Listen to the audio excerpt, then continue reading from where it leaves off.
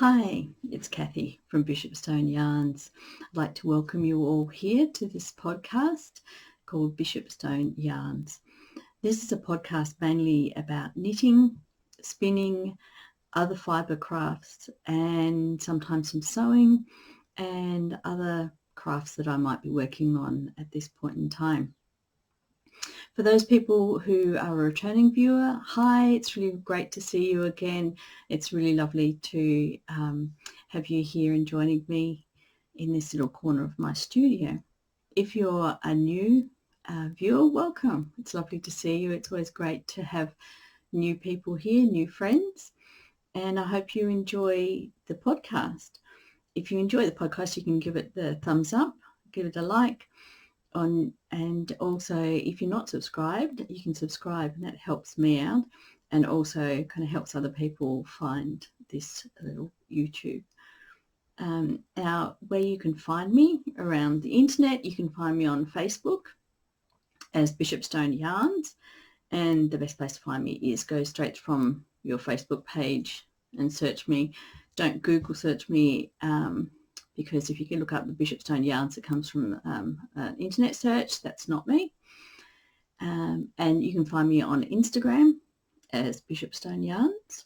And you can find me on Ravelry. For those people who are on Ravelry, you can find me as Bishopstone on there. I also have a Ravelry group called Bishopstone Yarns Podcast. So everyone's welcome there. You can come on over, have a bit of a chat. We can have, you can chat about craft, about life, about anything, ask any questions, just have a little bit of a chat and catch up with other people. And that would be lovely to see some people over there as well. So that's really where you can find me and who I am. I come from Tasmania, which is south of Australia. And you can find me here at the moment in the corner of my studio. And yeah, that's about it really about me. So I think we should get into the knitting. And so what am I wearing? Well, I'm wearing my Magnolia Bloom by Camilla Vad, which I had finished previously. And it's actually a really great jumper for today because we have had a lot of rain and a lot of wind in the last couple of days. Today is nice and sunny, so it's started off really cool, but you know, it's got a little bit, it's really nice outside.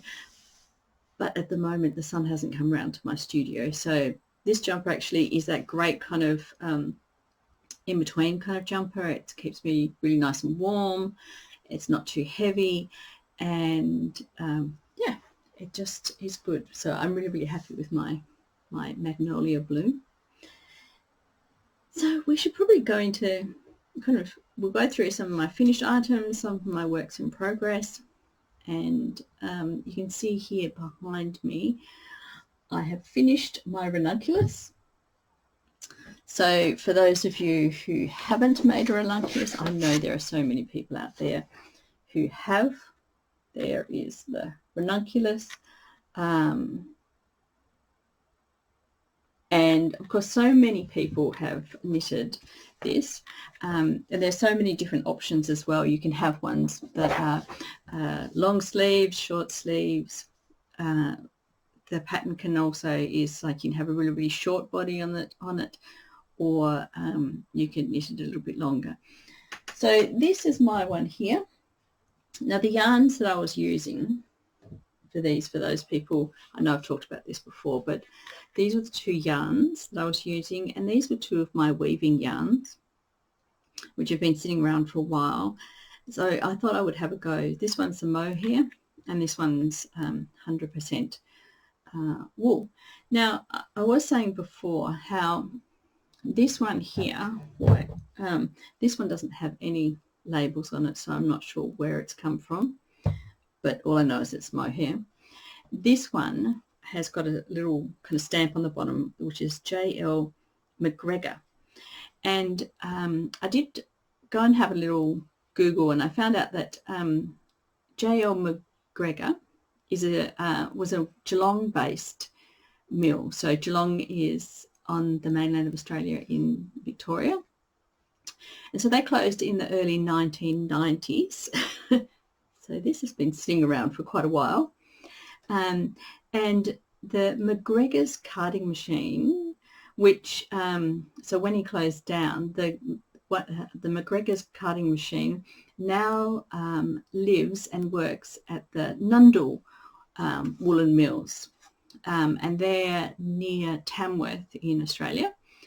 And they say, well, the Nundle, on their website, the Nundle woolen mills say that they are, I think, the only mill in Australia that is working with machines that are aged over 100 years. So they have the machine that came from the McGregor's mill is, I think, about 118 years old and still working fine. It's the carding machine that they have, and they're still using that. So I thought that was an interesting little bit of information to know that even though this mill is no longer up and running, it's no longer working, part of their machinery is still out there in Australia working in some of the Australian mills. So yeah, so that makes this yarn at least 30 years old, maybe even more. But it works really well. It knitted up really well into this. That actually the use of the mohair and the wool together has worked out really well. So really, really happy with how this turned out.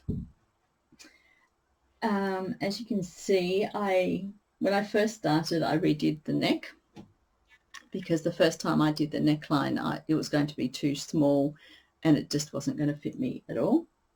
The second and the other modification I've made this a longer body. So some of the jumpers are kind of roundabout to here and like a short-waisted, so they work really well if you're wearing a dress. Kind of, they look really nice on a dress. I wanted something a bit longer, something that was going to come down when I'm wearing jeans, and so I've added a longer body, and then I've added, I just did the rib to the length that I wanted it until I was quite happy with it. The other modification I made was the sleeves, so I've made the longer sleeves, and I have also added ribbing onto the sleeves as well. I didn't add, there's a part of the pattern, there's a bit of a diamond or triangular shape you can add on here, but because I was doing the ribbing as well, I decided not to do that. And then I just did a normal knit purl cast off for the bands, both on the sleeves and on the body. But apart from that, I'm really, really happy with it. I mean, it did knit up pretty quickly, and if I had been knitting only on this jumper, it would have gone really, really quickly. So it was a very quick and easy knit. But because I got waylaid doing some other things, it took me a little bit longer. But it's definitely something that I can understand. I can see myself knitting more of these in different colours. And I've already been starting to think about actually the other colours that I might knit. But that's further down the track. I'm really happy with that one. And as you can see, I still have a lot left on this cone. And I've had a few of these cones, and I have actually used quite a bit of this kind of wool in my weaving over the time that I've been weaving. And I was surprised at the fact that I still have so much mohair. So I can see there's going to be quite a few more mohair and wool jumpers coming up. Maybe the love note, since that's another really popular one that everyone's been knitting. I might look at maybe knitting a love note using this and something else. But I haven't really thought about that one yet. But I still have a lot of mohair there.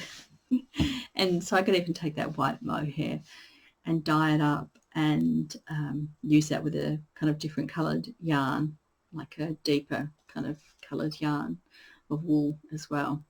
But we'll wait and see. That's down the track. So the other thing I have finished is the Ancient Gemstone Shawl. And I had trouble saying the name before to show it to you. Lana Jois. I'm so terrible at trying to pronounce names. So this shawl was a knit along with interweave, and yeah, so that's it there. I chose to use my, I'll put the pattern down. I chose to use my hand spun for this, and I'll pop some photos in at the end, I think, to show you the whole shawl. So it starts, I think this was the end I started at. So it's, you start here and then you just do an increase, keeping one edge straight, and then you're just doing an increase on one edge, and you're using a star stitch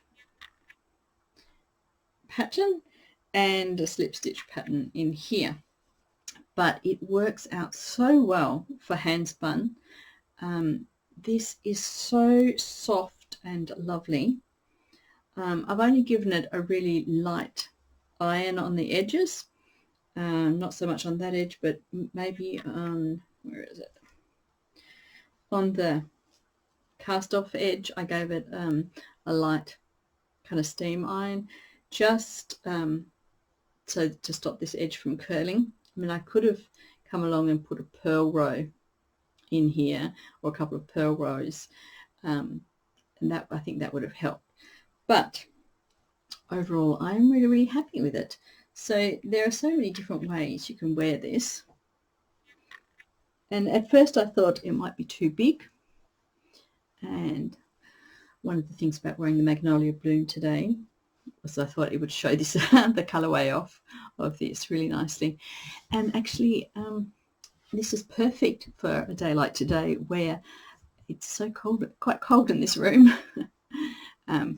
So there we go. We've got, you can wear it kind of a bit like a kind of triangular shawl. You can also just have it wrapped around. And actually it was really nice and warm while I was knitting it, just having it on my knee as well. So, I mean, there are all sorts of ways that you can kind of wear it and have it, well, maybe not quite so much like that, but I might just leave it over my shoulders at the moment to keep me nice and warm. So when I started off, I had 3 different colours. See if we can pick them up here. There was a light blue, a variegated pink. So the pink was going from a lighter kind of, had kind of light pink, kind of almost down to a very, very white, light pink. And then I had a purple of my hand spun.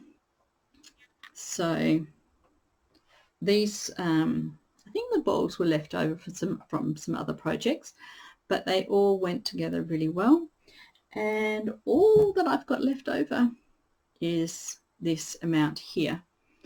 And is it going to focus? Maybe not. Doesn't want to. Oh, there we go. So that's all I've got left over from that. So I'm really, really happy with the amount of yarn that's used, getting through a bit of my stash. But I'm also really, really happy with the colours and how well they went together. And yeah, like I said, I'll take photos and pop a couple of photos in at the end so you can see the whole shawl. But yes, I think for the moment I might just leave it on like this for now. So they're my 2 finished knitting items, and I have started a small knit. I have started knitting my husband a pair of socks. So that's how far I've got with these socks. This is just a ball of sock wool that just show you. So it's just a Moda Vera Nior. I guess that's how you say it. It does come with a free pattern there, but I'm not using that. I'm just doing a toe-up pattern that I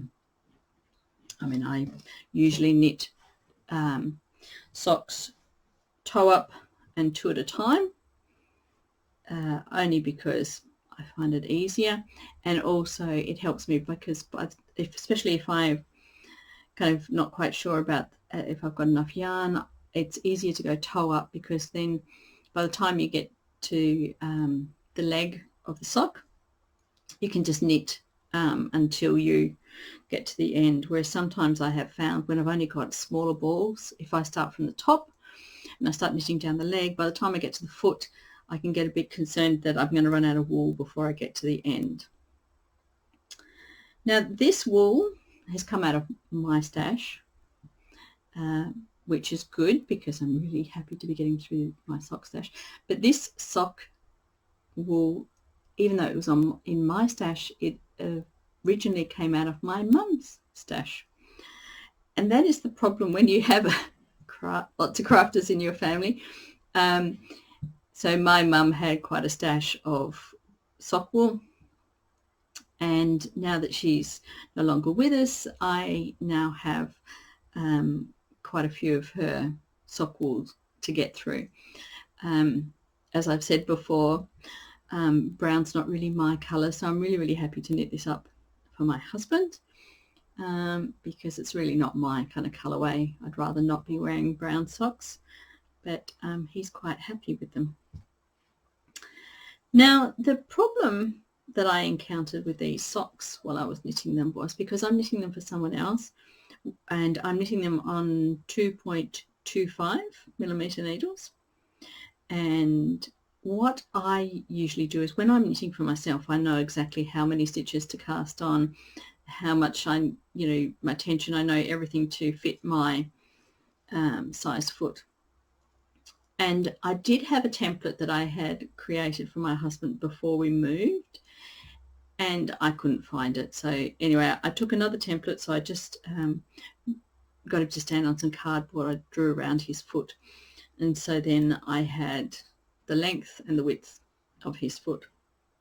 And I had started knitting, and then I'd found somewhere up about here that it was too big. Not too much too big, but I just thought it was too big, so I got him to try them again, and yes, they were a little bit too big, so then I had to rip them back.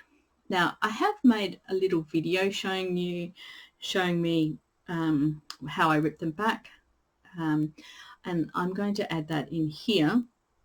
It's not, I found it a little bit hard to get good lighting and to do the video, get the camera position really well for the video, so hopefully you can bear with me and it makes sense. It's not a tutorial as such. I'm not going into a lot of detail, but I'm just showing you what I did when I had to rip these back and start again, because there's no point knitting a pair of socks that he's not going to wear, that are going to be too big for him, and that's a waste of my time and waste of the yarn. And so it's worth kind of ripping something back, frogging it back, and then starting again to make sure that it fits properly. At least that's my thought anyway. I guess if it was a sock for me, I would probably decide what I was going to use it for, or whether it was too big or not. I have got a pair of socks that I knitted in a DK for myself, which the gauge was slightly off and they were a bit big, but I never went back, and they kind of stretched a bit more as well after I started wearing them. So I know how annoying it is to have socks that are a little bit too big and they kind of don't fit very well. So they're the socks, and I will pop the video in here. If you're wondering what I've got here, I've got a pair of socks that I've been knitting for my husband. And because they're for someone else, usually when I'm knitting for myself, I know exactly the number of stitches to cast on and how it will fit me really well. Now, I took a little template of my husband's feet and I drew around his feet, and I was using that to go by my measurements. So this is a pair of toe-up socks and I'm doing 2 at a time.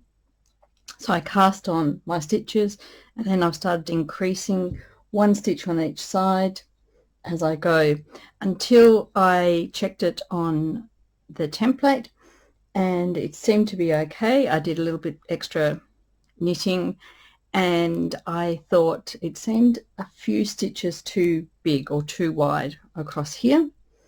I got my husband to try them on and he said at that point, he said they were fine, they were okay, and then I knitted them on a bit more and I thought they seemed a bit big on the template.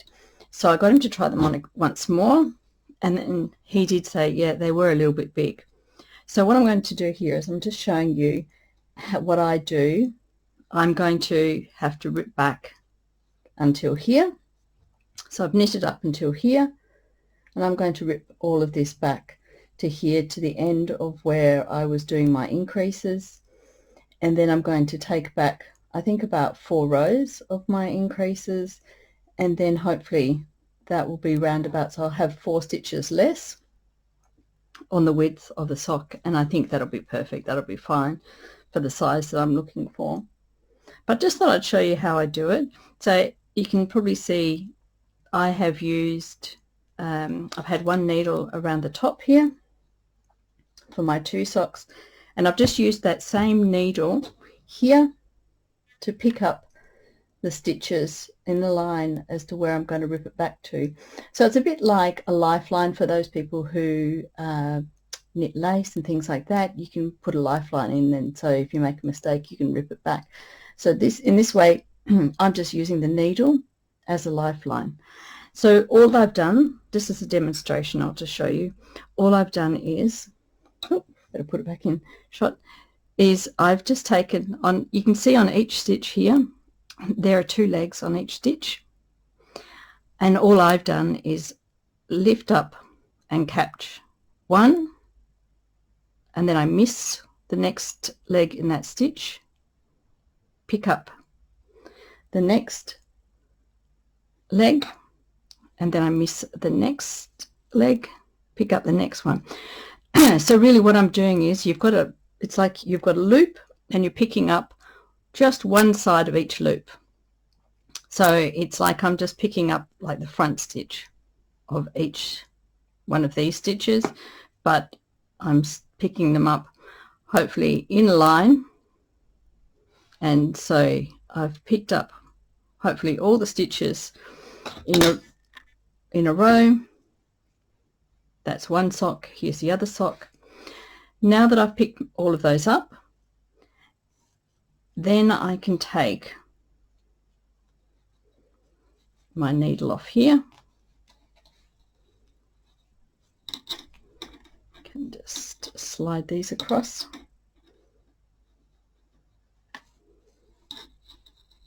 Take the needle off one side, so that's one side of my 2 socks. I can turn it around, and it's easiest if I just find the other end of the needle, slide this side of the needle out, and then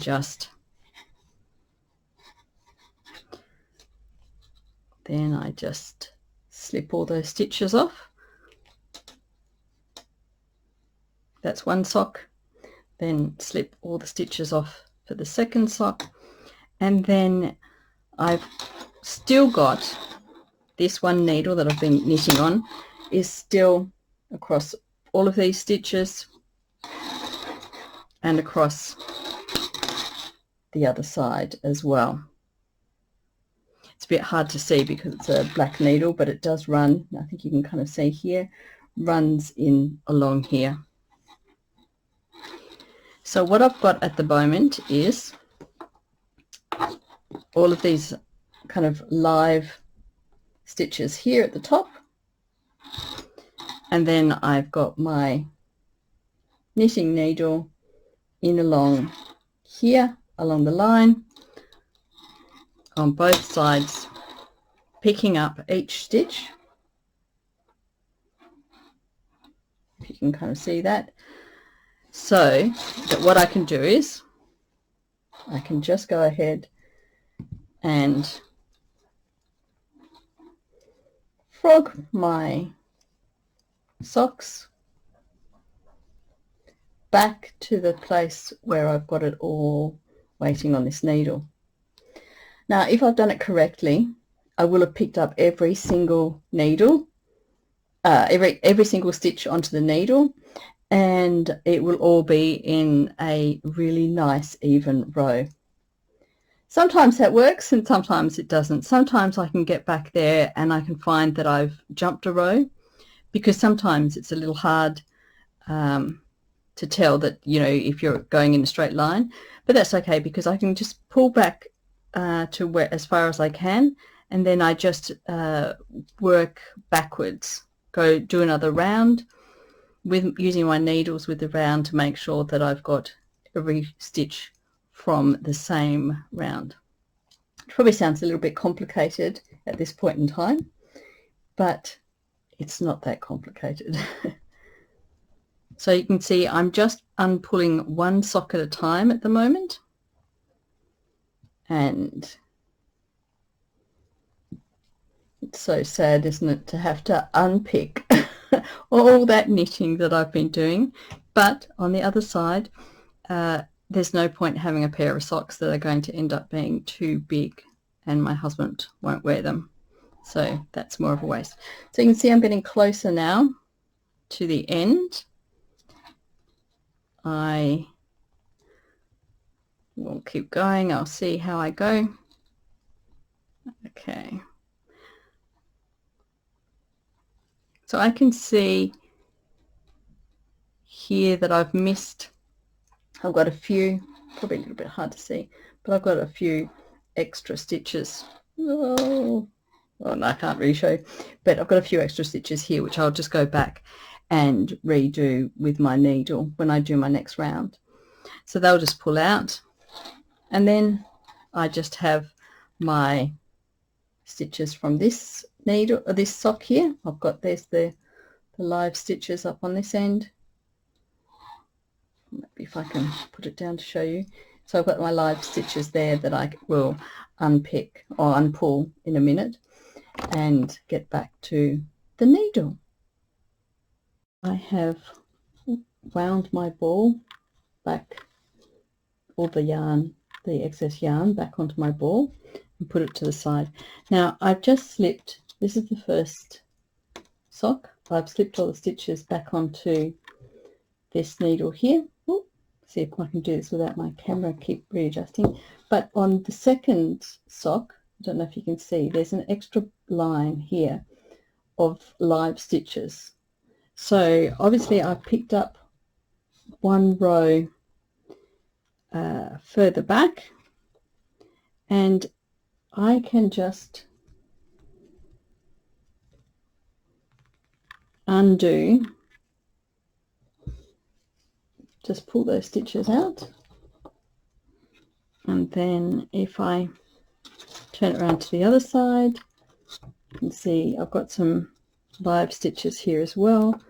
They will just, oops, sorry, camera's not going to focus, and they can pull out as well. So then I'm able to just slip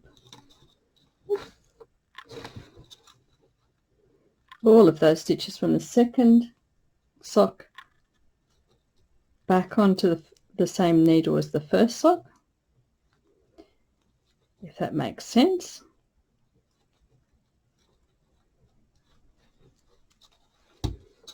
And at the same time, while I'm slipping them back, I can just make sure that all the stitches are in the right orders, that they have the right, that they're facing the right, all these stitches are facing the right way.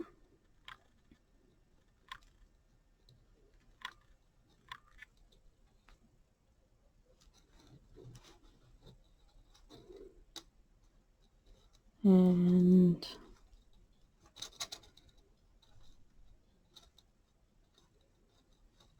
can get to the end. Nearly there. So then I have all of my stitches back on the needle. So I've got my 2 socks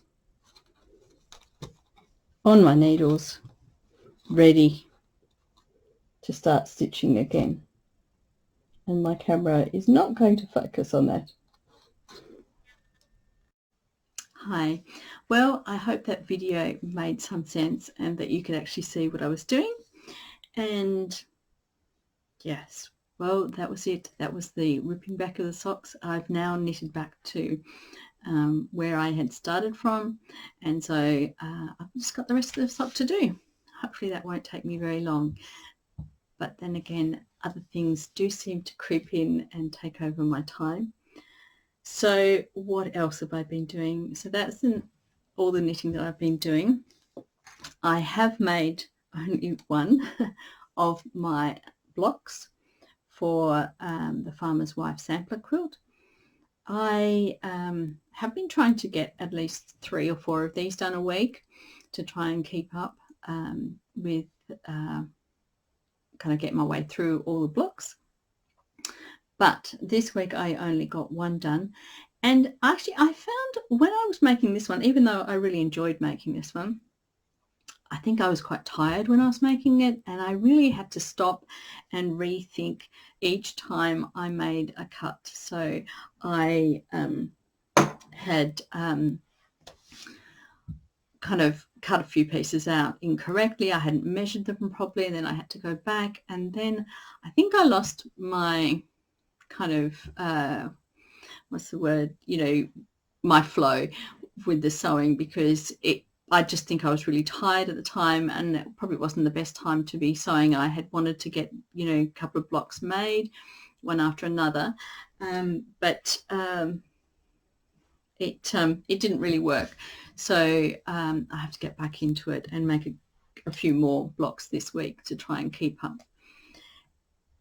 So while I've only made one of those, I have been working on this one, which is the Hugs and Kisses hexi little purse, which I had bought when I went on my shop hop. So this is a really good hand piecing project. It's slow because I'm only working on it now and again, but I am slowly kind of adding to it.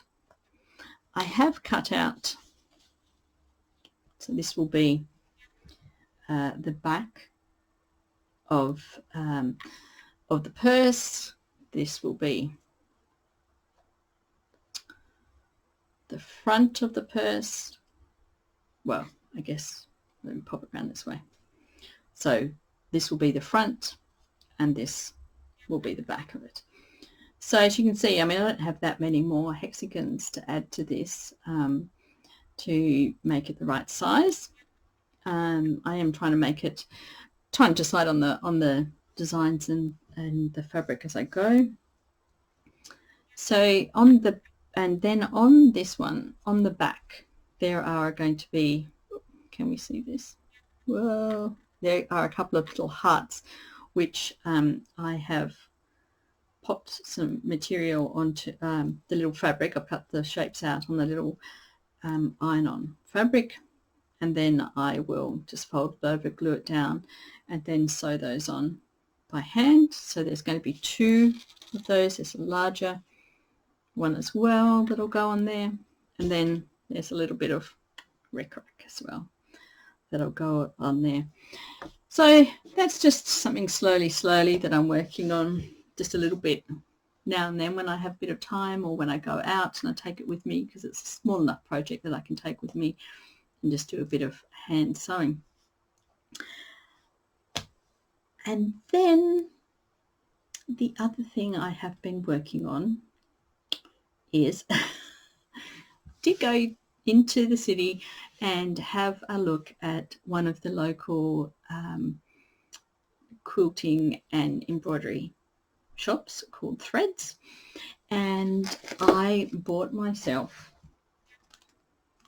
the Plum Street samplers for Santa.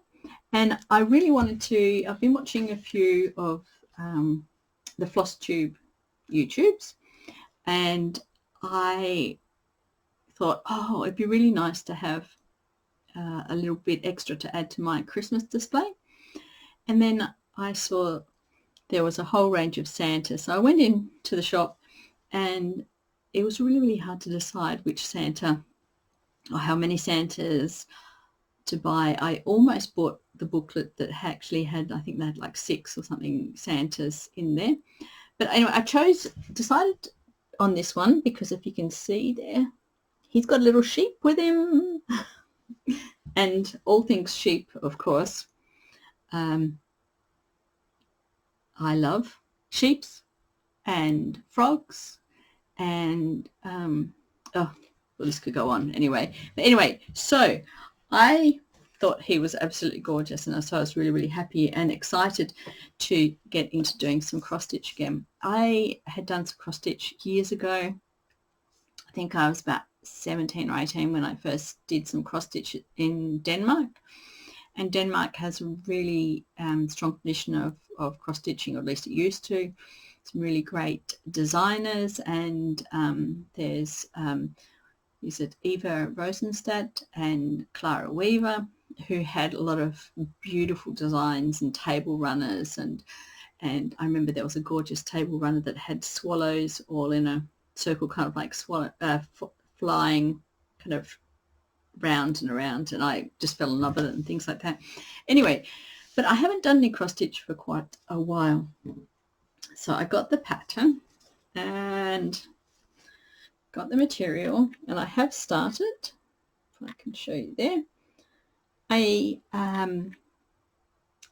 lady in the shop helped me pick out the colours, and I'm a little bit disappointed in the beard, in terms of that it doesn't show up quite as much as I was kind of hoping it would. In some lights it does. It kind of seems to be, it's really strange. It kind of shows up a lot more in some lights than others. But I think on the pattern, if you can show, maybe the material's a little bit yellower.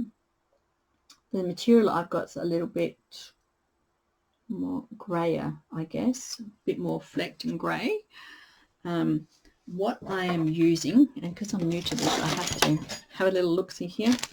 It is 32 count, and it's called Extra Fine Flober. I'm not sure, but there we go. That's what it says on there. Anyway, I really like the look of the fabric. I mean, I'll have plenty there to do some more projects on as well. So, but I had forgotten how long cross-stitching takes. It's not quick. It's not as quick as I remember it being. Mind you, I did do some cross-stitches a couple of years ago when my mum was ill, and they were really good because just something to concentrate on, really easy and portable to take with me while I was sitting with my mum. And I really enjoyed it, but I had forgotten how it's a slow process. Maybe it's because I've only just come back to it, but yeah, I do find I'm quite slow at it.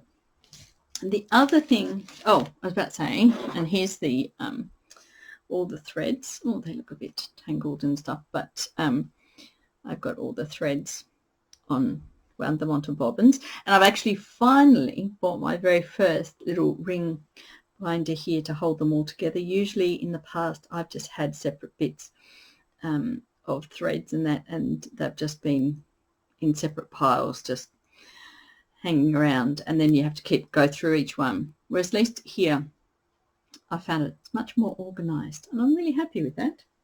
I don't know why I didn't buy one years ago. I'll have to get, this is the small size ring. That was the only one that the shop had at the time.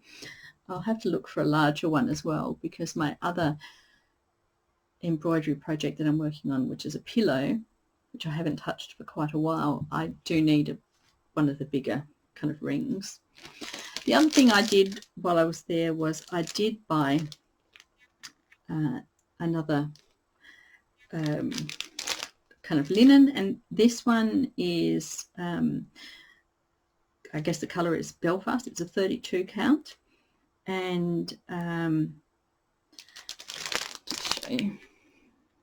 So this is not picking it up quite so well on the camera, but this is a light pink, and this one I am hoping to use for the pattern that I bought on a Shawl pop, which was kind of in the shape of a heart.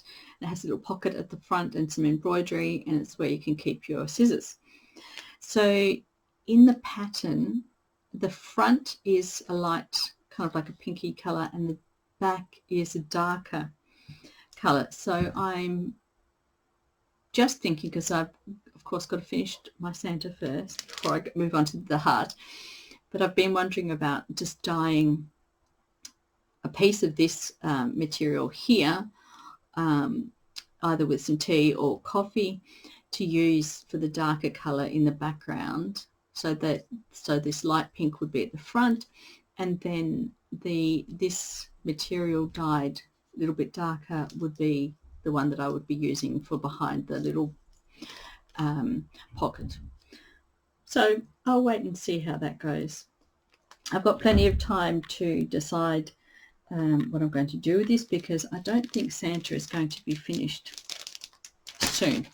I think poor old Santa is going to take a little while before he's done, but I am enjoying it, so that's good. I'm having lots of fun, learning lots of things, and even not even quite sure whether I should have. I'm doing one thread over two. I'm actually wondering whether, even though that's what the lady in the shop had said to do and what the pattern had called for, but I'm wondering whether or not I should have gone for 2 strands over 2. Yeah, I'm not sure. Anyway, we will see. It's all fun, and I'm having lots of fun doing it. Even though I have not very many knitting projects on the go now that I've finished these 2. At the moment I've only got the one pair of socks, knitting socks on the go, and I do have a spinning project on the go, and I'm going to be spinning for a jumper, which I'll talk about later in the next episode, I think. And then I do now have the quilt that I'm working on, and the hexi purse, and my cross stitch. So maybe I should just keep it to that. Oh, and I've got the pillow, my embroidery pillow, which I had started a while ago and put back down. So I have to work on that as well. I think that's enough whips at the moment. I don't need to be starting anything else. I don't need to be starting any more different types of crafts. Even though watching the floss tubers, I have been amazed at the number of cross-stitch starts that some of the ladies have got. Actually kind of scares me a bit, the number of some of them that they have, and remembering how slowly I am working on, well, how slow going it is with the cross stitch, I kind of think, wow, I think one project at a time is enough for me. But I still would like to think I can get Santa finished, and then maybe start something like a Halloween-y style design that I can have up as a little pillow, like filled cross-stitch pillow, which I've also learnt as well. I didn't realise that there were so many ways to finish off cross stitches. I didn't realise that there are so many different ways to back them, and how to display them, and not just put them in a frame, but also make them into pillows. And a lot of people have used like little cutout backgrounds and put them on a board, and then put them onto a cutout item on the back. So all sorts of things, but I really don't want to go too far down that rabbit hole. So hopefully I can get Santa finished. Hopefully somewhere towards the end of the year I can get something Halloween-y done, and then maybe I can do a bunny rabbit towards the very end of the year, start a bunny rabbit for Easter. So that is everything that I have been working on. I think that's about it really. Now that the sun is out, I can leave this room, the cold room, even though I kind of think, oh, I've just seen this little thread hanging out there. Don't look at that one. I'll have to go and sit in the sun and warm my hands up a bit and do a bit more knitting, I think. Anyway, I hope everyone has had a really nice week. I hope everyone's had a chance to do some crafting or making. And for those people who are in the southern part of Australia, I hope the rain hasn't affected you too much. And for everyone else, I hope the weather is nice to you wherever you are. I know some places are still having, like in the Northern Hemisphere, they're still having some snow and there's some cold weather. I mean, at least we've got blue skies, beautiful blue skies today and sunshine. But we did have a huge amount of rain and wind, and we have lost power to 2 of our heaters. Luckily, one of them is still working, so we have to get someone in to fix those. But that'll be, that's only minor. But yes, thank you for watching. And if you like the video, give it the thumbs up. And if you haven't subscribed, subscribe. And I'd love for you to leave a comment. I don't say big thank you to all those people who have subscribed to the channel. That's really lovely. I mean, I'm really stoked that people have subscribed, and I really love reading your comments. I'm really happy that people have left comments, and there have been people from Northern Ireland, and people from the very far south of Tasmania, and people from the mainland, and other places around as well. So it's been fantastic to have been able to have some comments from people, to hear what other people are making, what they're doing, and how things are going with them. So thank you very much, and leave another comment. I mean, I'm more than happy to. I love reading your comments. I love hearing what you're up to. I love hearing what you're making, and if anyone has anything, if anyone does any cross stitch, I'm more than happy to hear about what you think about whether I should have had 2 threads over 2 on a 32 count for coverage, or whether or not, I mean, I quite like the look of it, but I'm just wondering whether or not I should have gone with 2 threads. Anyway, I've started with 1. I will continue with 1. But anyway, I hope you've all had a lovely time. And thank you for joining me here in the corner of my studio. Bye.